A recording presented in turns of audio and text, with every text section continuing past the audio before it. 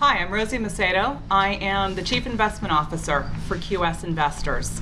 QS is an asset management firm that spun out of Deutsche Bank several years ago, and we were independent for several years. Now we are one of the Legg Mason companies. We have active and smart beta equity products, as well as a number of asset allocation products in our solutions group. So we work in multi-asset. I have a very abbreviated presentation for you that is based on a talk I gave about the influence of big data and machine learning coming into quant investing. And what I am going to do is lay out one vision for what the future might look like, with a lot of hand waving about all the great things that are going to happen. Elizabeth will be talking to you about one of the things that actually is happening right now that's in there as an example of what big data machine learning can bring to asset management. Gita, at the end of our table, I should say, not at the end of the panel, will be giving us a reality check about what companies are actually looking into, how far along we are or are not in this vision. And then Cristina will wrap up and talk about how these things apply in a completely different area of credit analysis, which is a huge and important segment of finance that we will be covering. My background was actually in optical engineering, and I got into finance quite by accident. I was a Watson Fellow. I traveled to 6 different continents. I completely overspent my fellowship. Took a while to get a job. I was working as an optical engineer, and there was this company in Pasadena that hired anyone who went to Caltech. You could work any hours you wanted. I started moonlighting, and within about 3 or 4 months, I went full-time into asset management, said goodbye to everything I had ever trained in, because it was actually fun to get an answer every day. Was your model good? Was it bad?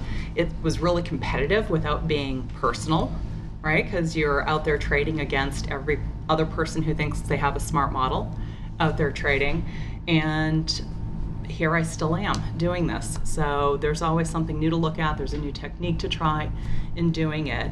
And I think each of our panelists can give you a sense of all the different directions that people have come from into quantitative finance and how you end up applying math in what you do.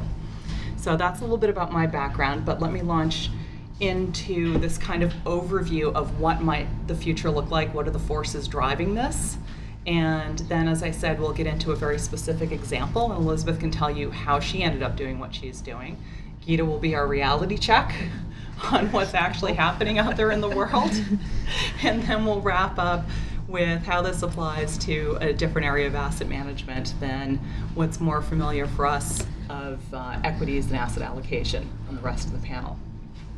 All right, with that, let's see if I can figure this out. The forces reshaping quant strategies in the investment world are defined contribution. Used to be that you worked for a company most, if not all, of your life, and they gave you a pension.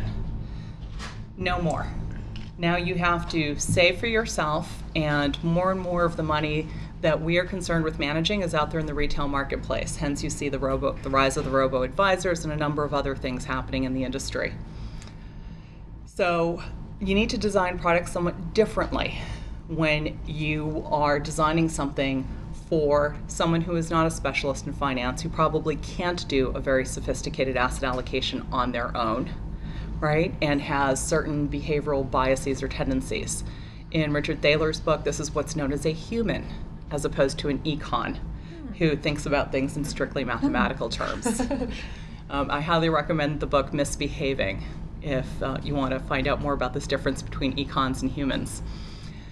Another big force, which has been mentioned by several panelists today, is smart beta and the proliferation of ETFs, and that is putting a lot of fee pressure on the industry. In particular, quant equities are feeling it because the kinds of multi-factor portfolios the quants have been putting together for years are being commoditized now. They're being commoditized as single factors, as multi-factors.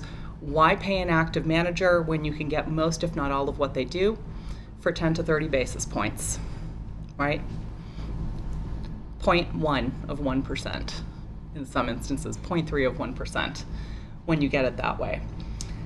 But I think there are some forces in our favor, as well as these pressures in terms of having to change the kinds of products that we create for people, the fees that we get for doing it. To our advantage, I think we have all these new tools coming online with machine learning and big data, with more and more information available out there. How I think this is going to work together is, if any of you remembers the $6 million man, you'll recognize these lines. We have the technology, better, stronger, faster now, to do things that quants have not been able to do before. If you've never heard of the $6 million man, he's actually about a $72 million man these days with inflation and healthcare costs. You will be able to see it coming in December. There's a remake coming out. The idea is this astronaut crash lands, has to be rebuilt with bionics, and he's stronger, better, faster than before. And I think in some sense this captures what's happening in quant investing, right? It did great for a long time. It's being commoditized, but we need to reinvent ourselves to some extent, and we need to do it by doing more of what fundamental managers have done. And what's going to allow us to do that is all of this unstructured data and the tools that we now have to analyze it. The question was asked earlier today, well, why now? You know, we have seen this before. Everyone was talking about AI a decade ago, 2 decades ago. Why is it going to happen this time? Well, the tools are better, the storage is cheaper, and the data is way more diverse and abundant than it used to be. So I'm not going to read the whole list to you, but as you can see from it, and you've already been hearing today, it's quite a wide variety, and it's not just streams of numbers, it's actual natural language processing, audio processing, video processing, imagery processing, all coming together with the other databases we have, and looking for more than just the numbers, but actually looking at the tone of a report, for example, looking at changes over time. It's quite impressive what's happening. How this makes us better, stronger, faster. Well, it used to be, way back when, that earnings forecasts were done by your analysts in your shop according to whatever formulas and information they were able to get to themselves. And then we started getting the IBIS book, right, with the earnings estimates from all the analysts across the street. And I can vaguely remember when it was still an actual physical book before it was delivered electronically. Well, then someone did one step better on that. StarMind started creating a smart estimate by dropping the stale estimates and looking at the track records of the different analysts, right? And this is how earnings estimates have evolved. That's nothing. What's coming is pretty crazy incredible. Elizabeth is involved in part of this, as you've already heard with Orbital Insight, looking at how full is a parking lot. What does that tell you about the likely sales in real time of a Walmart or a Costco?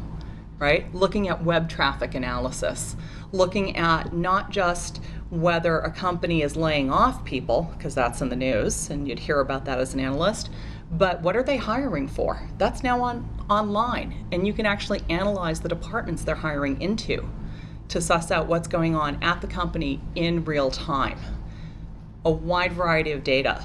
Earnings estimates are going to be hugely different than they were before. What used to take an army of analysts to try to suss out is now going to come over your desktop on your computer. Some other ways we're able to do this, business cycle forecasting, that's also moving along. What if you don't trust the numbers coming out of a government somewhere in terms of their productive capability? No worries, just analyze the night sky.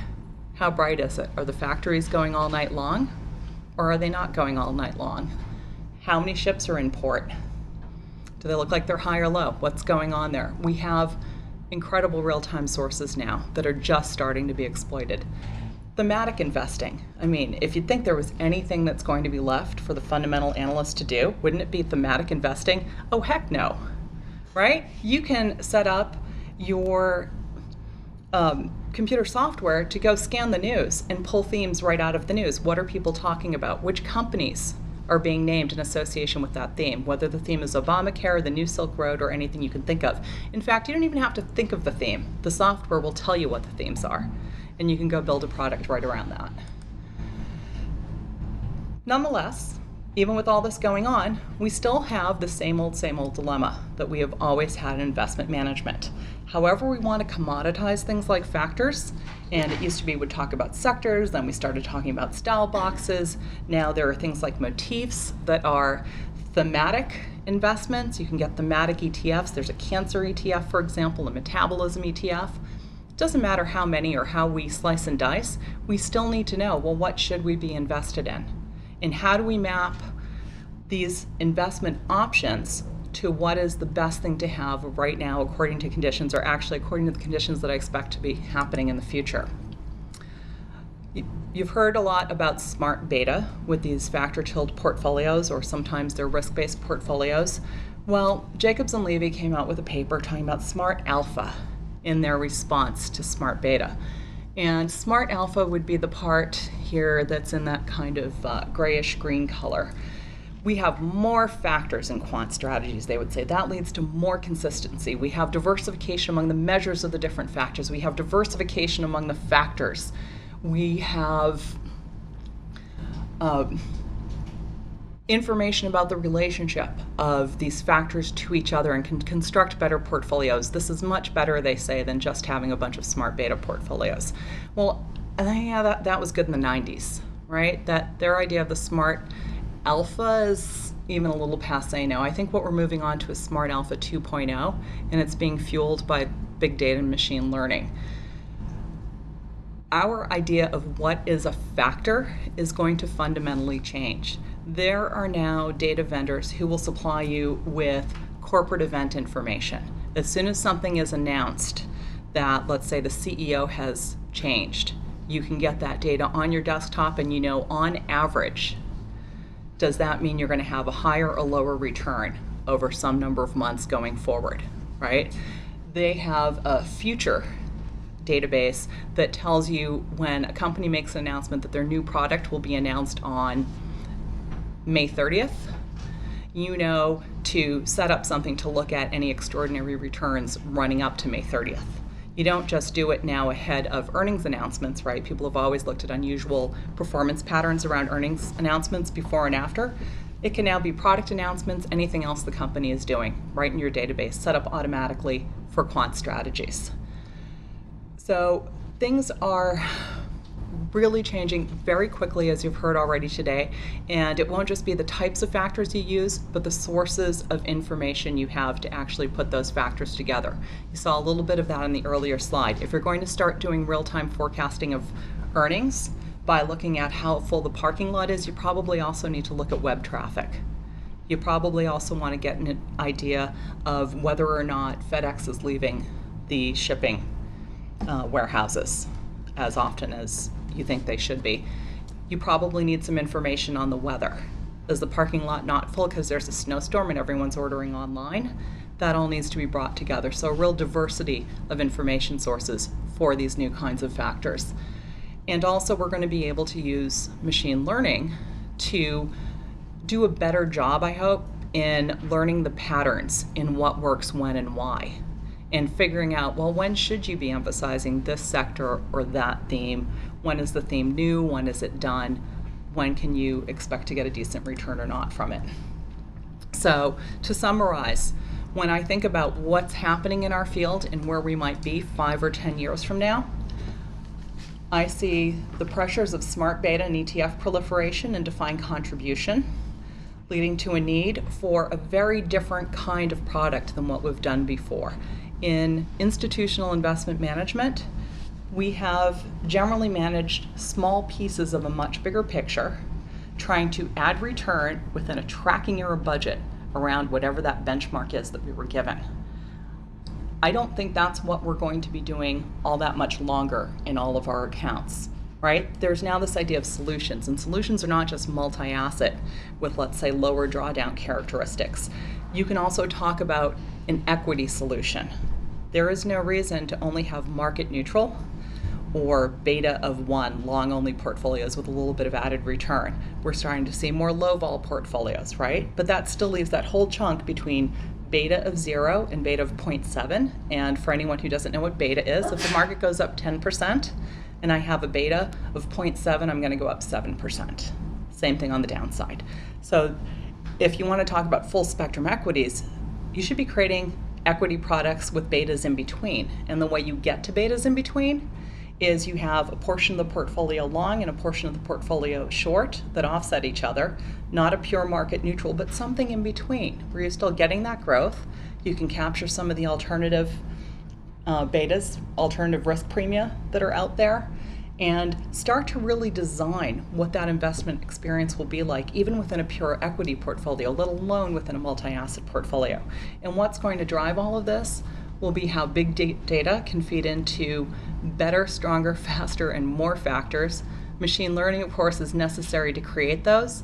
It'll also help us knowing when to weight different things more or less based on what the conditions are, what the state of the world is, hopefully being able to recognize when we're no longer using relevant data to lead to something more like smart alpha that will help us design these products. So that's my what could happen given all the trends we're seeing right now. But I think I'll turn it over to Gita to talk about what's actually happening out there in the world. She has a unique exposure to that, coordinating with industry to have her students at MIT work on various projects. Thank you, Rosie. Can we switch to my Yep.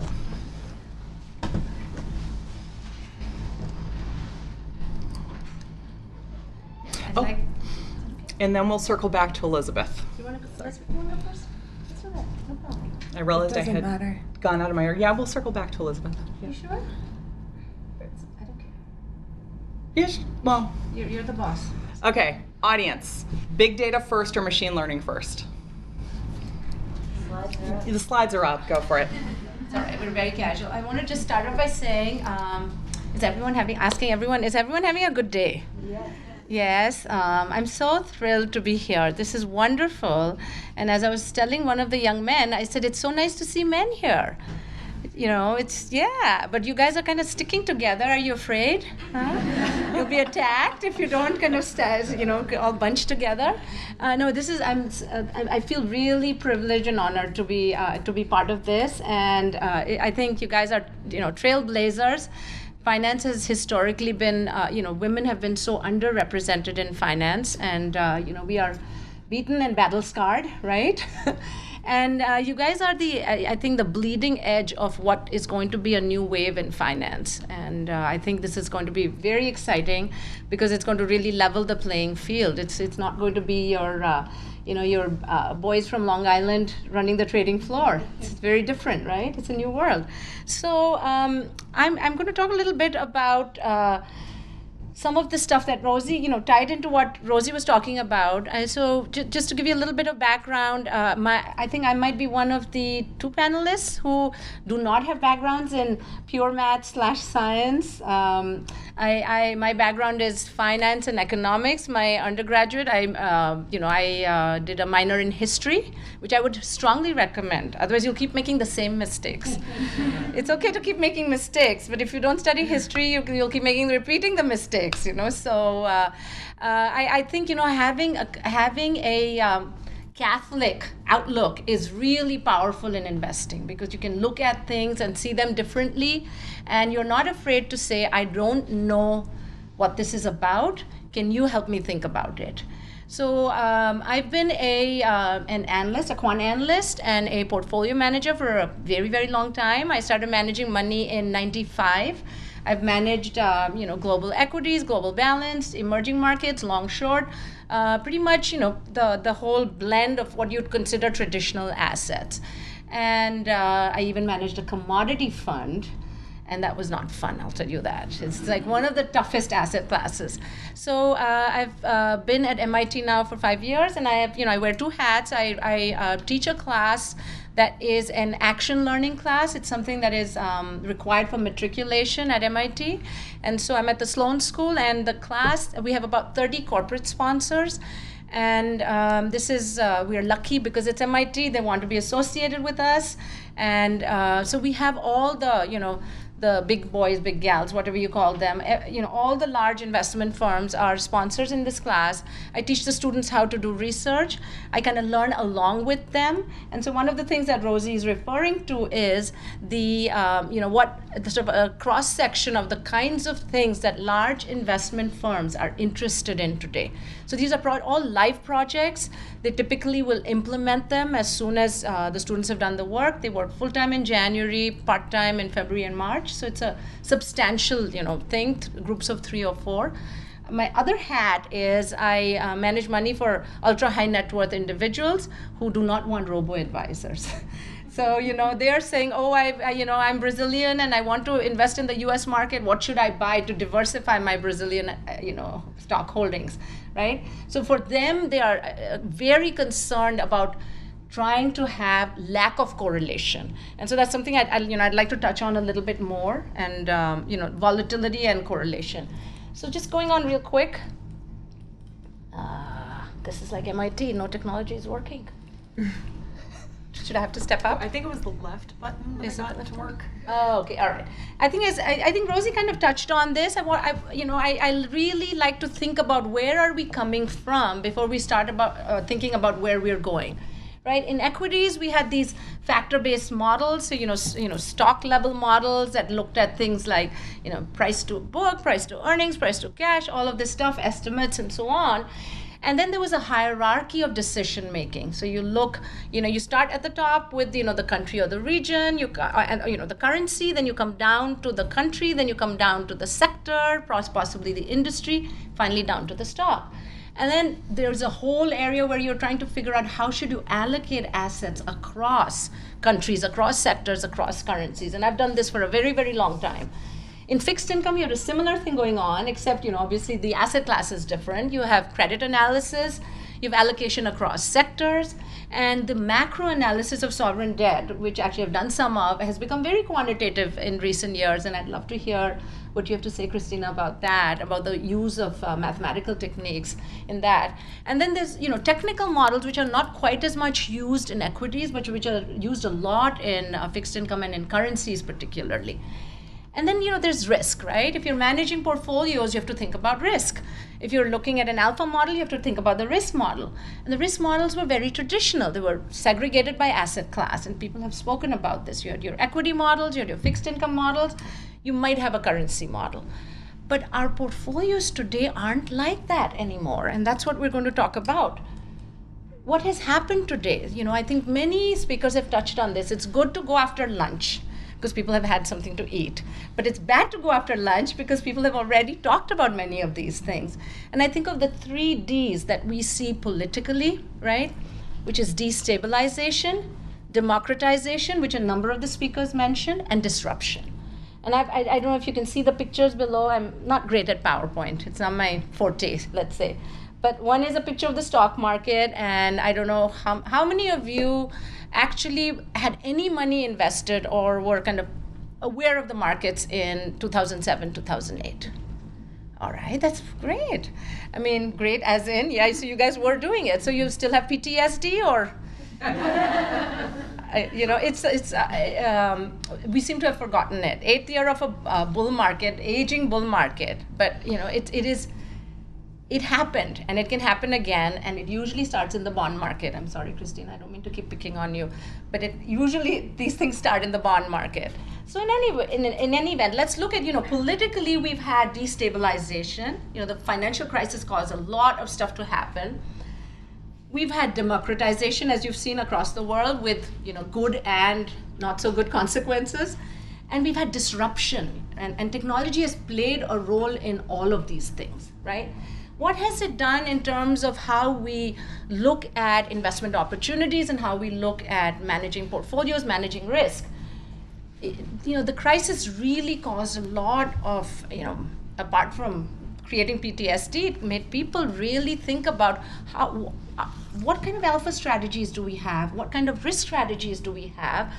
Are we getting what we think we're getting? Everything went down at the same time.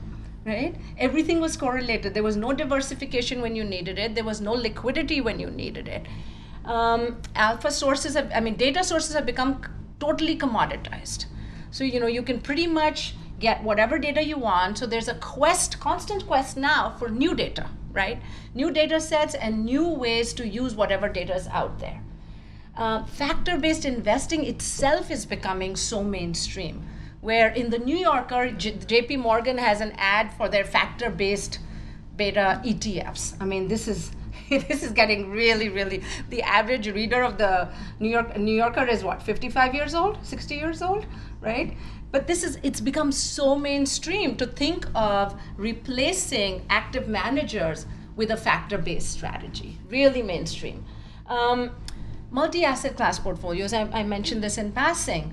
I was looking at a fund yesterday, I think it's Gateway or something, not to knock them or anything, but this fund has long-short equities, long-short fixed income, sovereign debt, all with a leverage wrapper around it. How do you evaluate the risk of a fund like this? This is a mutual fund out there, and it's sold through brokers. You can buy it directly, and more to the point, how do you evaluate the risk when you put products like this into a portfolio? What is the overall portfolio risk? I cannot figure it out, and I've been dealing with risk models since I started managing money. It's become so complicated. These multi-asset class portfolios, you can't break them apart. So that's another challenge, and it has led to a desire to integrate alpha with risk. Rather than trying to see them as as two separate things, it's kind of Janus, the two-headed god. It's like two sides of the same coin. So let's just move really quickly to some real-world applications of some of these techniques that we were talking about. Factor investing, I don't think it'll ever go away because we like factors, right? So, whether it's, momentum, whether it's value type of factors, trying to use other techniques to enhance the performance of these factors, right? Artificial neural networks, people are using those a lot. And how many of you know how to use TensorFlow? All right, I would recommend, how many use Python? Great, that's excellent. So TensorFlow is really useful for if you are trying to build an ANN in Python, because it's it's modular, it's simple. I can do it, and I'm old, so I'm telling you, you can do it. I know you can do it, and so that's one sort of whole stream of research. There's risk analytics, which is. This example is actually, this was for, and I can tell you because this is in the public domain, in terms of my class, this was for McKinsey. They're a longtime sponsor, and they have a whole risk analytics group that supports financial institutions. And so the idea here is, how do you measure the credit risk both in residential mortgages and in commercial real estate? And they had a standard logistic regression model, and they wanted our student teams to develop an alternative machine learning based model, actually to evaluate a whole suite of those and try to see, starting with just standard CART type techniques, classification and regression trees. So using support vector machines, and evaluate all of those and see what improvement do you get in your prediction accuracy, the rate at which you can predict homeowners will default on their mortgages. And I'll be happy to talk to you at more length about this later. The results are very interesting. Obviously, this requires machine learning. Dynamic factor selection. So this is a very hot area in asset management. There's an understanding that risk models need to be modified for the macro environment you're in. So the environment we're in now is not like the environment we were in 5 years ago, right? And whatever, in 2011 we were actually, it's not that different. We were facing a government shutdown, right? History is repeating itself. So the idea is, the things that we are seeing now in the macro environment, can we model this as regimes in terms of our risk models, so that the variance covariance matrix itself reflects this, both in terms of the inherent volatilities, but also, more importantly, in terms of the correlations. So the ways people go about it is they either use hidden Markov processes, just more sort of, that's, I think, a newer technique, or they'll use your standard logistical regression techniques. But in both of these, what you're trying to do is what Rosie's talking about, which is, you have so much data. How do you decide what you're going to This is the quandary we are in. Not quandary, but this is the challenge we face. And finally, news and data mining. These are very standard techniques now in trying to identify alpha for especially for emerging markets, building strategies in tactical asset allocation. Data mining actually does seem to work. BlackRock has done a lot of work in this. We had a project with a quant firm in Boston this year on identifying companies with sustainable niche monopolies. So an example, sadly, is Taser, okay, where now Taser has a contract to supply pretty much every police department in the country with a Taser gun so that they won't be shooting people. They'll just Taser them. And how do you identify companies like Taser? This is a company that has grown 30-40% a year for the last 5 or 7 years. Stock has tripled, that kind of thing. How do you identify Tasers? So using data mining techniques to do that. Let's move on now to something that is, I think, a little bit contrary to what the other speakers have been saying, which is, I just feel, in the quest for what's new and shiny, we have to be careful that we don't throw out what works. Because ultimately, what are we looking to do? We're looking to make money, right? And so one of my personal heroes is Andy Grove, the founder of Intel. And he wrote a book, an autobiography called Only the Paranoid Survive. And his whole thesis was that when things are going well, right, you don't examine why they're going well, because they're going well. It's when things are going badly that you really start analyzing stuff, and you start looking at it and you start trying to change things. So what he's trying to say is, in your success are actually sown the seeds of your subsequent failure. So meaning when you're successful, when things are going well, you can't relax, because things are going to start going badly. When things are going badly is actually when you can relax, because they're bound to turn around. So that's why only the paranoid survive. Because when things are going well, you kind of start examining what could go wrong.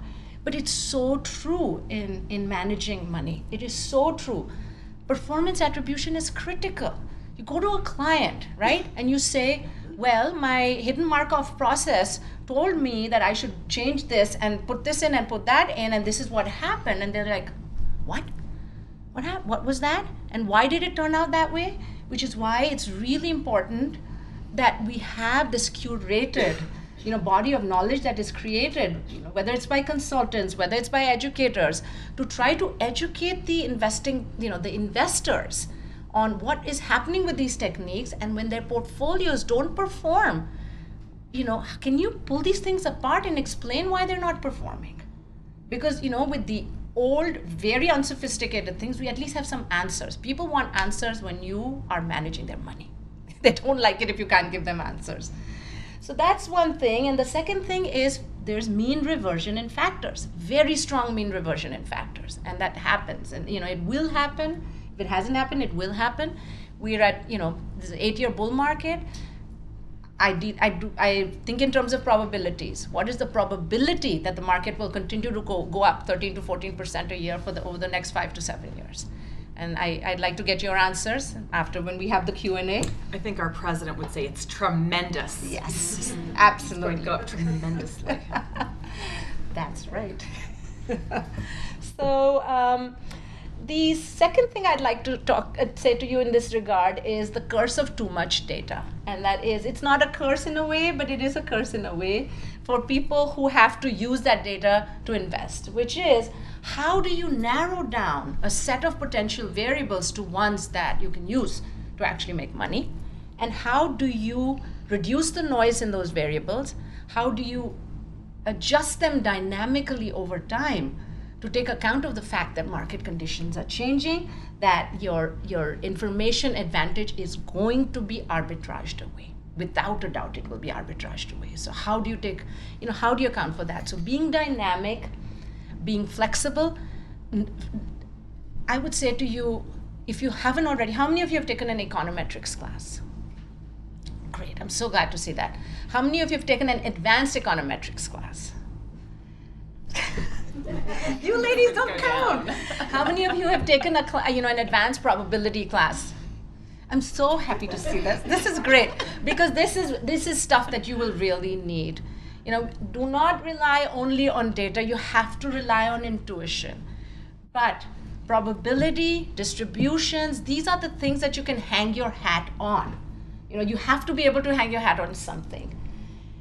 Another thing that is a big area is clustering algorithms, which is, Rosie mentioned, there's all these different ways now of kind of slicing and dicing things.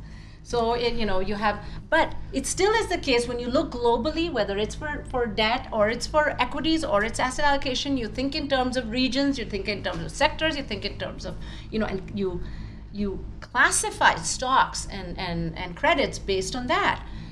There's got to be a better way than that. It's a lousy way to do it. So there's a lot of techniques that one can use from econometrics and from mathematical statistics, including clustering algorithms, spanning trees, and so on, that are very useful, that I would encourage you to learn. And the last thing I will say is, I like to really keep things simple, like Bill Clinton said. Can we make money from this? Parametric techniques will take you only so far. You have to know about non-parametric, robust techniques that do not rely on distributions, that are distribution-free, where you can say, what % of the time can I make money? And what kinds of environments are those in which I'm making money, all right? This is incredibly important. This bull market will come to an end. Asset classes will become more correlated. Within asset classes, we will see more correlation. Within stocks, we will see that. Within bonds, we will see that. How will all these techniques perform? They have been largely formulated during a period when volatility has been low, asset class correlations have been low. How are they going to perform? And I think, the prior panel, there was much talk about this in the context of robo-advising financial advisors. When you think about it in terms of building models, managing money, it is just as important. How are these things going to perform when the time comes? I think I'm all set. All right. So how do we get all this new data to shine a light on things, Elizabeth? Why don't you that's talk a nice a little segue. bit about your background and sure. this abundance of data and how we create useful information Sure. from new and different kinds of data than what we've traditionally used. Sure. First I want to thank you for inviting me. I feel like I told Rosie this. I am a biophysicist and I'm working for a company that's building data products for and people like you, but I'm learning actively, and so it's been a great honor to be here, and I learn from you guys, and I'll tell you a little bit about what I know. This is my third slide. Okay, so this is about me. So I'm a senior data scientist at Orbital Insight. Orbital Insight, and I'm the data science lead for the consumer products vertical. So I'm kind of the data science lead for all products that and data streams that we build and provide to clients that have to shine light on retail traffic, whether we're trying to shed light for investors of individual stock tickers or real estate investment trusts or other companies that are trying to understand risk. I am kind of the lead data science person. So I have a PhD in biophysics from UW-Madison, and before this I was a postdoc in Berkeley with funding from UCSF and other. So, okay, so Orbital Insight. So I was actually thrilled to hear the women from Two Sigma talk about using the Costco data, because I feel like what we're doing is really new. So how many of you guys have used satellite data or are aware of generally what kinds of data is available? One person. Okay. I've used it. So, Some other people do. so I can talk a little bit about just what we're doing and where we're helping. So I work for a company called Orbital Insight. We're in Silicon Valley. We a bunch of software engineers and data scientists, and we have a very, very large collection of satellite data. So those are large images that we have a special pipeline to process at scale. So for the consumer products vertical, I have 4 million satellite images that I have to analyze traffic trends at. So, and our modest mission is to understand socioeconomic trends at a global scale.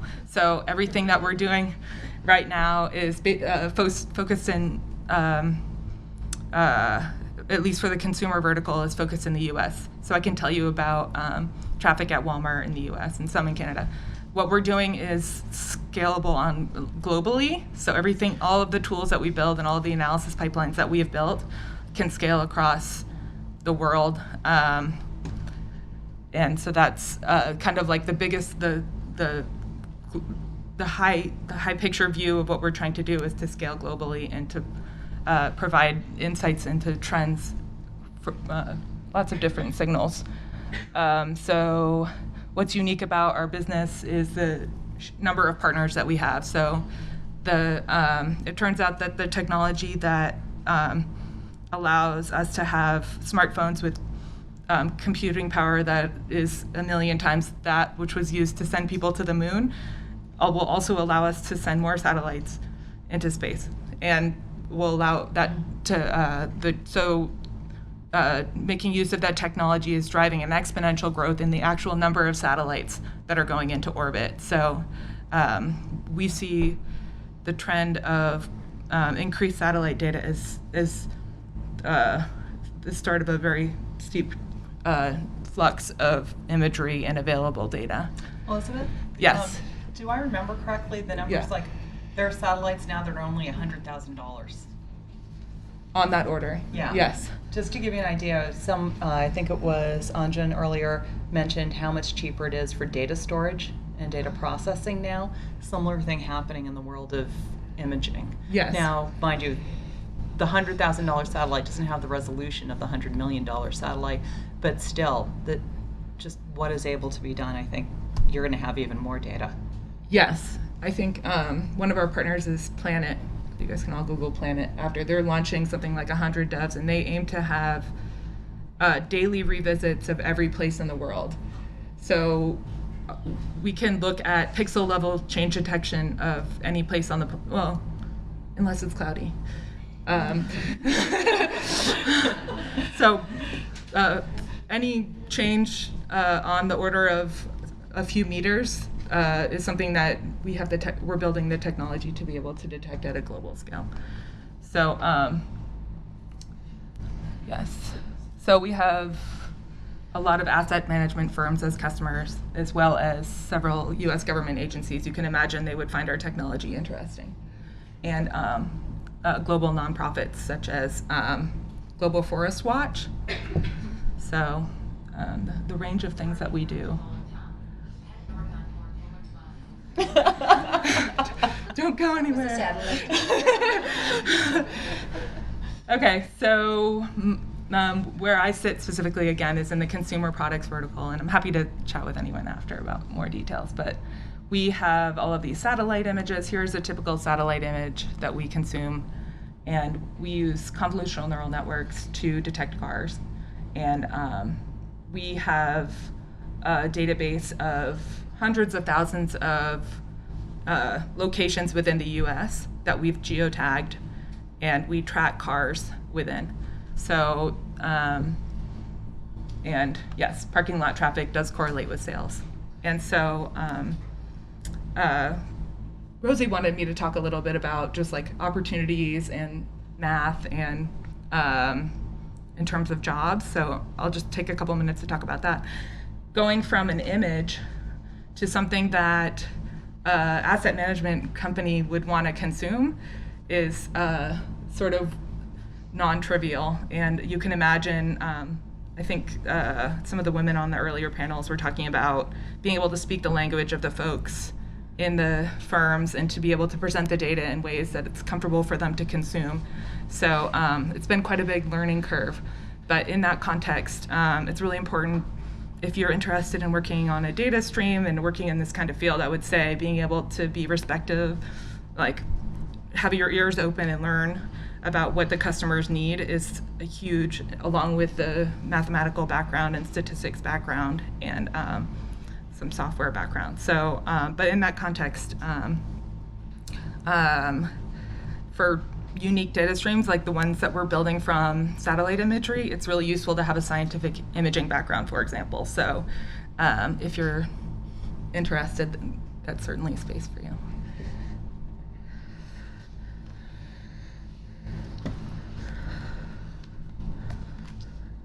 Can I take it from here? Yes, unless there's any, do you have any other specific questions? I think this will just give the audience members a chance to know what we're thinking about in our worlds about how big data and machine learning play into different areas of finance, so that you can ask questions depending on your interest of us later. And I think it's important that we hear about a whole different area of where this is being applied.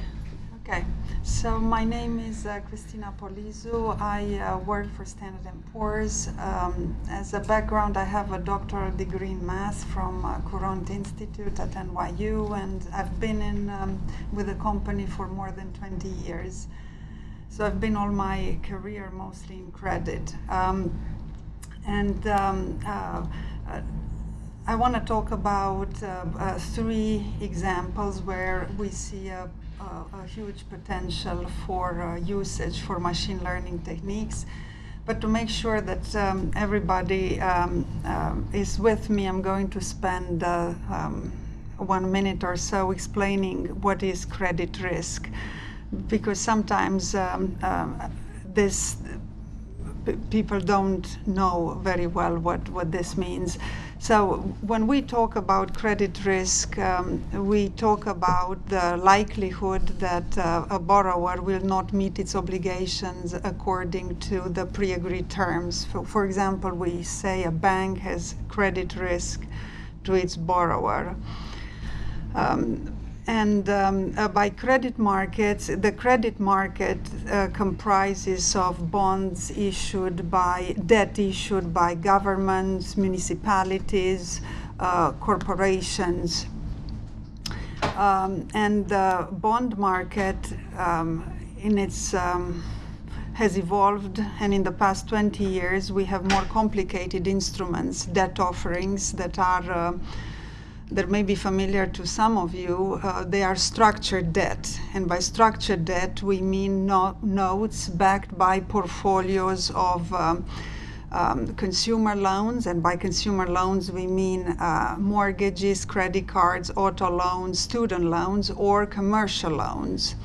These are corporate loans and real estate loans. So the bond market or credit market in general is bigger than the stock market. It's double, because in addition to the public stock offerings, right, you have the treasuries, the government bond, the municipalities, and the structured debt, which makes it much bigger. That's why it's important to be able to have good techniques to assess the credit risk of such instruments. Then another terminology that we use in the credit space is loss given default. So we say a borrower defaults on its obligation if it causes a loss if it doesn't perform on the obligation, and causes a loss equal to the remainder of the obligation net of any recovery. So default and loss given default are 2 important metrics in the credit markets that actually that's the bread and butter of credit markets. So it is important to have good tools, and one of the first applications where there is a tremendous potential for machine learning is in modeling probability of default.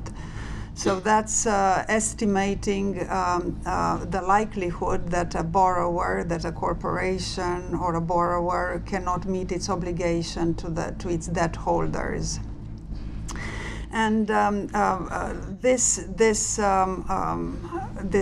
likelihood of default is influenced by a lot of factors. They can be macroeconomic factors like GDP, unemployment, or firm-specific factors like the EBITDA, capital structure, liquidity metrics, other cash flows.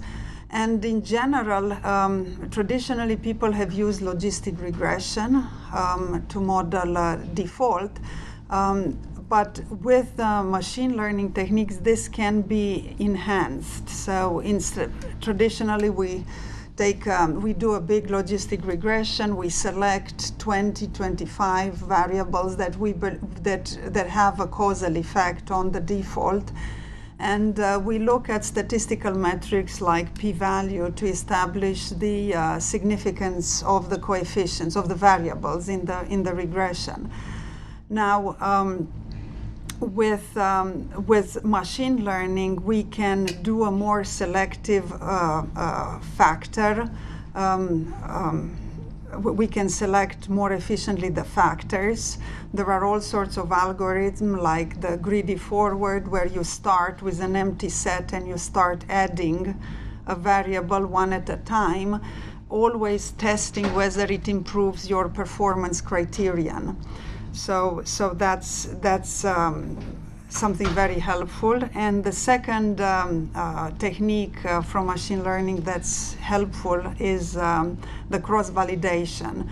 Because in cross-validation, what you do, you divide your training set into folds, 5 or 10, and then you train your data on k-1, let's say, and you test on the remaining fold.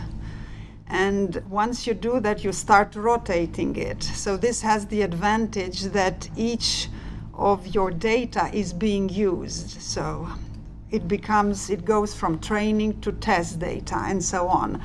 So, and if at every time you select a feature, you do a cross-validation to see whether the feature is relevant, it improves your performance criterion, you can go step by step and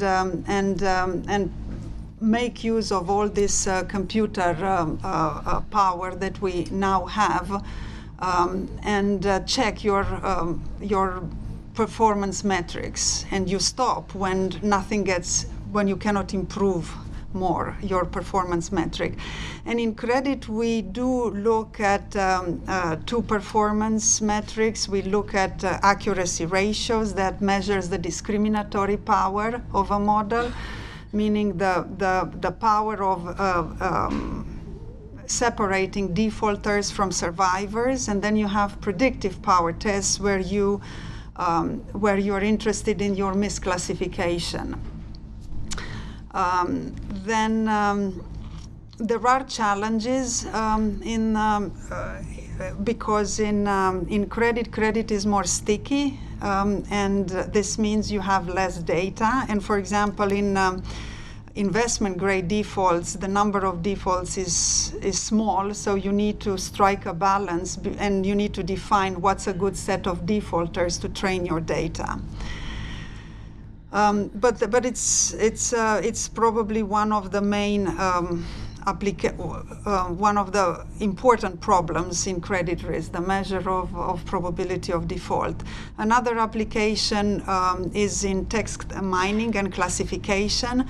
It is important to have a model that is able to process data in real time and to let you know whether a certain credit is being impaired. And here the main tool is one of the useful tools is support vector machines, because it's a hierarchical classification model that allows you to assign a simple text to a certain risk category. So you can define your risk categories as legal risk, accounting risk, regulatory risk, capital structure, and you train your model based on tags that you establish at the outset to interpret and to classify a certain sample text to certain risk categories. And this is very important because today you don't have time to read all the regulatory filings or the pages and pages, hundreds of pages of disclosures. So it's helpful to have a tool that highlights you what the relevant information is in real time. And at the beginning, when I first found out about support vector machine, it seemed something, I mean, it seemed these three words were inhibiting. But then you read the math that's behind it, and it's a very intuitive quadratic optimization problem with a linear constraint. That's the basis of it. So that's something that we learned, and I learned in my first operations research class way back. So that's the second one I wanted to talk about. And the third application is in measuring bond issuance. In credit markets, as I said, the health of the market is connected to the size of the bond market, as Gita was saying, right? The bond market can signal some changes in the macroeconomic space. So to be able to analyze and to forecast the size of the bond market is important.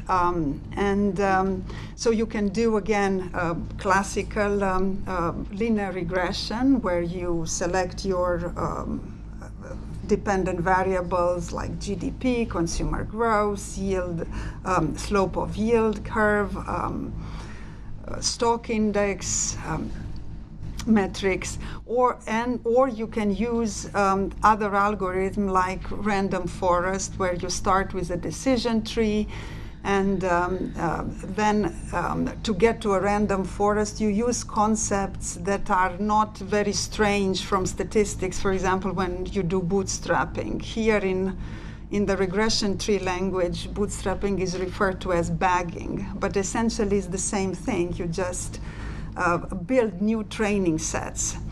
And regression trees are very intuitive.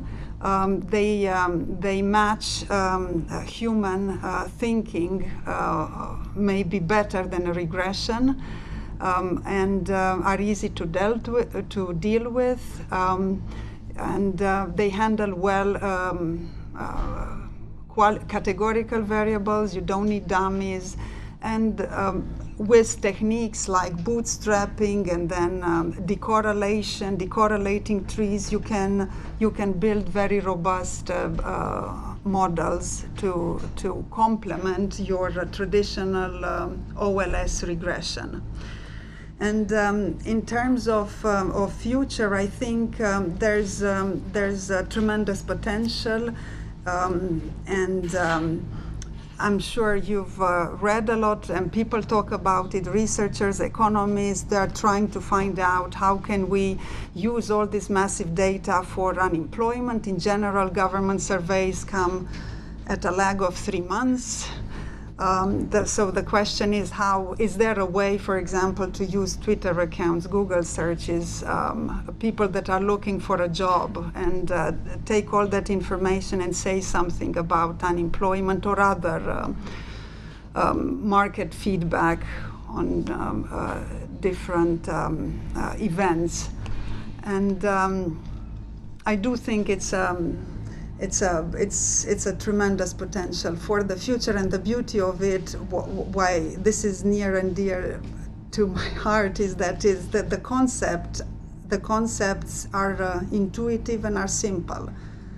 It's another way of using techniques that were, and exercises that we did in operations research, or numerical methods, algorithm, convergence, for a different scope. I think. So I think you touched on some very important points, not just about the credit markets and what's useful there, but I want to emphasize a couple of the things Cristina just said.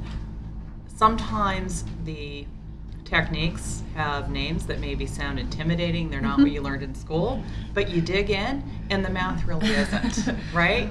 And a bigger problem is everyone has their own terms for the exact same thing. And so you don't even necessarily know what terms to Google to look for the answer to the math problem you're trying to solve, because depending on whether a statistician is talking about it or someone who came up in machine learning or someone who came up in a different area of data science, they're using completely different terms to talk about the same thing.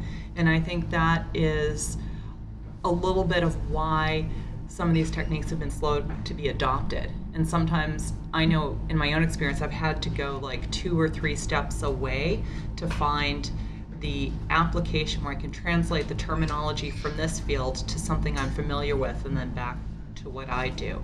And this may be the biggest hurdle. The hurdle will not be the math for you. You're all here because you're really strong in math. The hurdle will be, what do they call it in that area? And the other 2 other things I want to touch on that were brought up in the remarks. One is this idea of bootstrapping and resampling. And I want you all to be thinking about that in the context of investment regimes, right? Which I touched on very lightly, which Gita mentioned a little bit more. And as you are applying these techniques, whether it's random forest or anything else, you need to think a little bit more than people in other areas have to do if you are working in finance about what constitutes out of sample. If I take half the stocks in a given month and fit my factor returns on them, the other half of that stock universe really isn't out of sample for me, right? Those are the prevailing factors in that month, and I can get that from a subset of the stocks. So I'm not really out of sample just because I didn't use those stocks from the same month in what I'm doing. And you really need to think about, as you're applying these techniques, whether they're purely statistical or they're coming out of machine learning, is there something about the current state I'm in or the state of the moment when this data was taken that means I can or can't apply some of these techniques, or I have to be a little more careful than, say, someone who's trying to figure out if the next thing they want to advertise to you are running shoes or a tennis racket, right? That you don't really have to worry about the state of affairs. Maybe you worry about, is it winter or summer? But that's an extra bit of caution that you need to have when doing it. I know that Elizabeth did not have time to get into this, but she, I'm certain, spends a lot of her time worrying about what time of day and on which day were the photos of the parking lots taken, right? Because you are not going to have the same expectation for how many cars you're going to see right at opening on a Monday versus mid-afternoon Saturday at any of these parking lots. So I think it's very important to be aware of the context for the data and what truly constitutes out of sample, what is the state that data came with, and how do you take that into account in the modeling that you're doing. That's a really good point, Rosie, because one challenge we have with macro regimes is we've really not had that many regimes. When you think about it, since the 80s, right, when inflation spiked, interest rates went up, we haven't really had that many regimes. Basically with Greenspan on, interest rates just kept coming down and down and down, and they've been just like that. And so when you try to model regimes, you cannot, there's not enough discrimination, because what drives everything is interest rates, and that there's just not enough temporal variation in that series. So to your point, you can bootstrap all you want, but you've got only one look at this data. Yeah, I'm not sure there are any quant models out there that are going to properly take into account inflation, right? Because we really haven't observed it unless they are training their data on Brazil or Turkey many, many years ago, which maybe isn't an exact analog for what happens if we get inflation back in the United States. People are going back to 20s, to the 20s. That's what they're trying to do is, or like you said, they're going to other countries, but then you can't use the experience of other countries here, all that. And you're always balancing, how do I get something more similar to what I'm anticipating, but then how do I correct for all those things that weren't the same in what was going on there? And so it's really important to think about the context of the data you're working with, even as you're applying all of these exciting new techniques, whatever names they come under. But again, don't be intimidated by the name. I think that was a fantastic point. Rosie, maybe 1 or 2 questions? Please. Yes? Yeah. Okay, I have 2 questions about the factor analysis. The first one is very basic. I know that smart beta is related to smart factors, but the smart alpha, I mean, today is the first time I hear about it.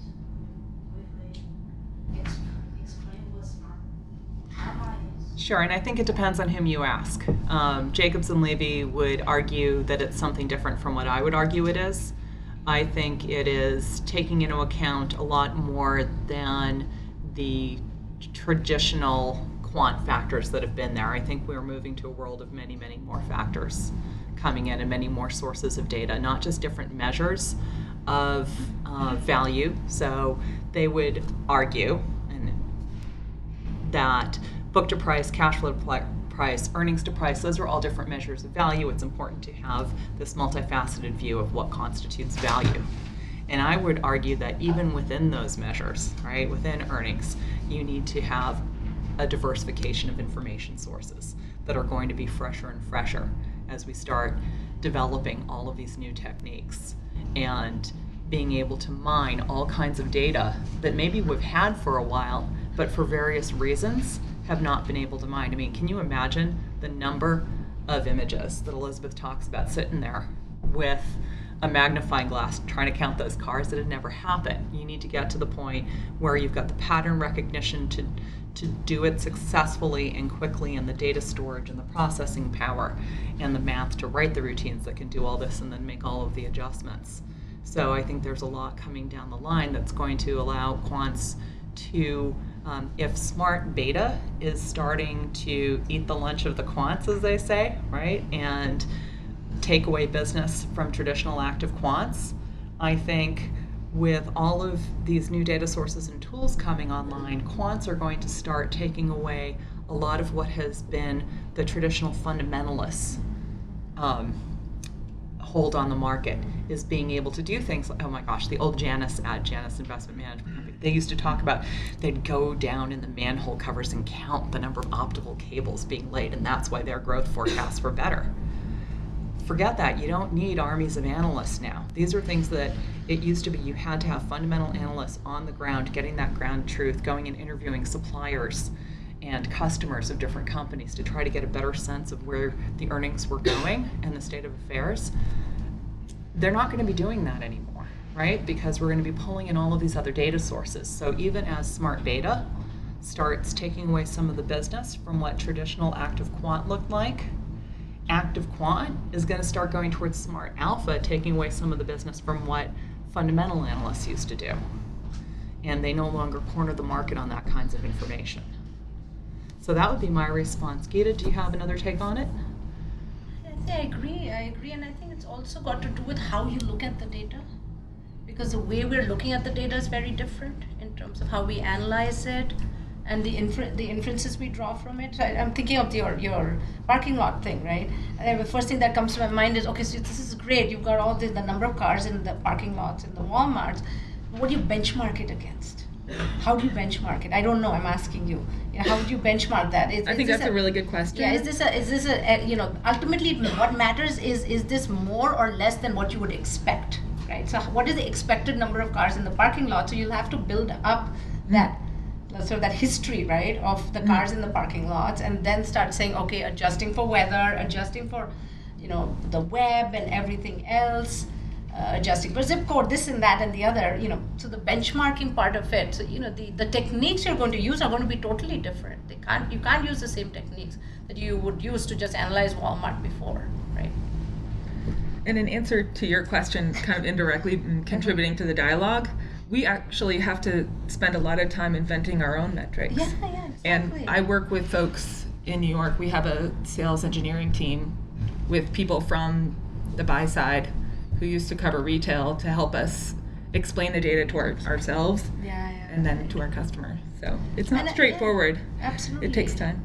And the other thing I would say to, again, not to go on and on like a broken record, but like Rosie said, you bring techniques from other areas.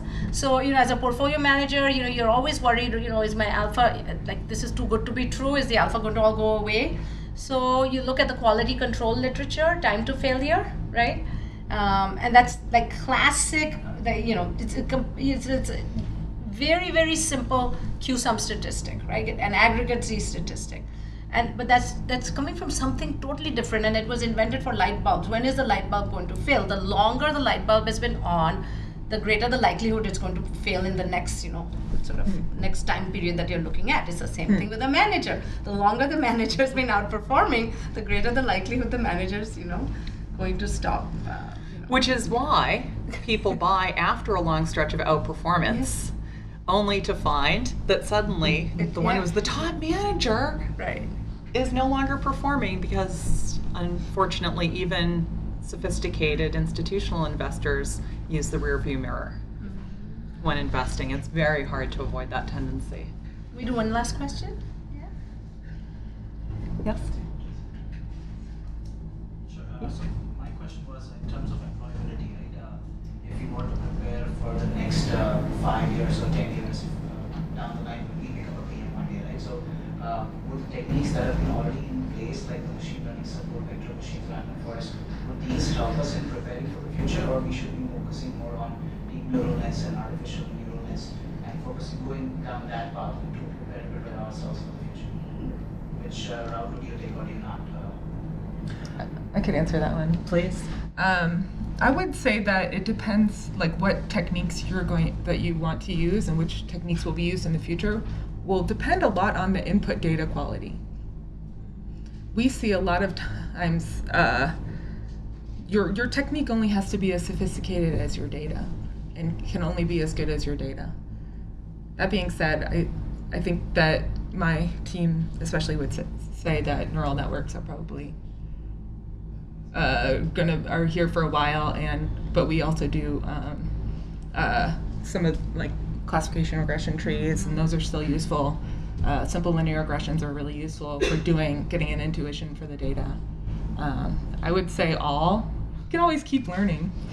Yeah, have a bunch of different tools and different ways to apply them would be, I guess, my best answer. And don't forget to use your head and to sanity check everything. I hope it was apparent from the different comments that were made that pretty much any tool has its place in any of the areas that we're doing, whether you're working with the underlying data, whether you are working on the alpha side, the return side, or the risk side of what's going on, equity markets, credit markets, multi-asset, you're going to use all tools at your disposal. And if I can just wrap up with one quick comment, there was a lot of discussion about passive investing. Is passive investing going to win? Something else that was, I think, in Cristina's many salient comments was the comment about how much bigger the credit markets are than the equity markets. Pretty much by definition, no one has a passive portfolio because almost no one holds everything in proportion to their actual market capitalization, when you take credit markets into account in particular. And even within that, let's say you did have that much credit, do you really have the mortgage exposure that would be truly representative? And worse yet, forget market capitalization. What if you go to actual economic relative impact? Then what we own in our equity and credit portfolios is way skewed off actual economic value, or way more concentrated than it should be, right? Because our main real estate holding, let's face it, is not the REIT or the little tiny portion of REITs in our portfolio. It's probably where we're living, which is subjected to one economy. So I think it's impossible to truly be passive.